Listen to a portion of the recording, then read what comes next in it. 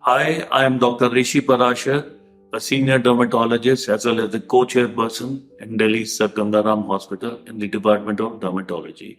Today I'll be talking about the bacterial infections and how do we prevent them and how do we diagnose them and maybe even treat them and what are the precautions that we need to take.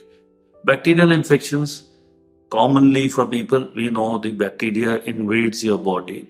And the bacteria could be of various varieties. It could be just Staphylococcus, the most common one, the Streptococcus. Then we have the other kinds of bacteria, the Nocardia, the other Klebsiella, and you name it, and we have so many names. And what happens is that the skin barrier of a person could be broken either due to various diseases like atopic dermatitis or surgical wounds, or the skin barrier could also be broken because of various accidents. And the bacteria manages to seep into the body. The clinical features are very very simple. All the clinical features of inflammation, the cardinal features of inflammation. That is the redness, the swelling, the pain, the warmth, and inability of the area to function properly. For example, if I have a injury here, so I cannot use my finger properly. When the infection really goes from bad to worse, we need to remember that it can lead to fever, rigors, and chills. The patient may suffer from septicemic shock.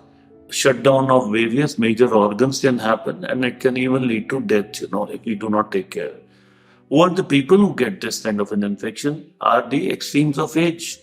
Anybody, children under the age of 5, elderly population, people who are prone to getting ill, for example, pregnant women whose immunity is down, cancer patients, any hospitalized patients, we call them the nosocomial infections, which are passed on from person to person. And the way to prevent this kind of an infection is that, we maintain a good hygiene, hand washing.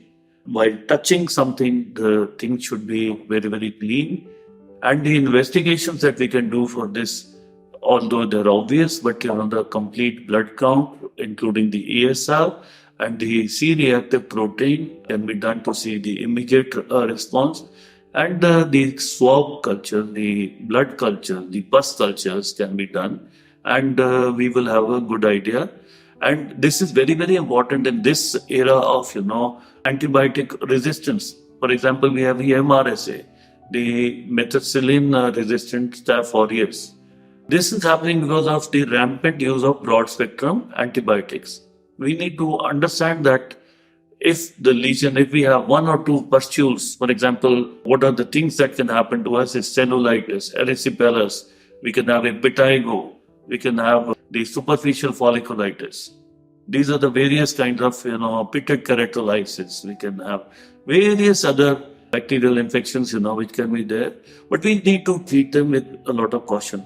I personally do not use any antibiotic, if the lesion has just one or two pustules, I just leave it.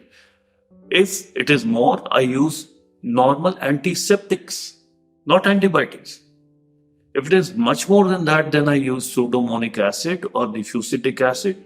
And if it is getting out of hand, for example, we see the complications like fever or the hemorrhagic or the septicemic shocks and the rigors and chills and the muscle aches and the myalgias and arthralgias, then we go for a broad spectrum antibiotic. This also, the care should be taken, that throat swab should be taken, the blood culture should be done, the pus culture should be done. If it is not, if the antibiotic has already been started by another doctor, I do it under back alert. This is something that I always tell people. So the use of antibiotics in today's day and age, we should remember that since 1987, we haven't found a new antibiotic group. And the population since then has doubled. We are 7.4 billion earthlings now.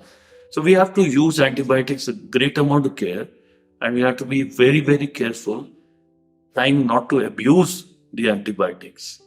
So there have been several papers written on this, and the whole meaning of this talk should be that for a small little, killing an ant, we should not use a bazooka gun. For more such videos, visit or log into dermavidya.com.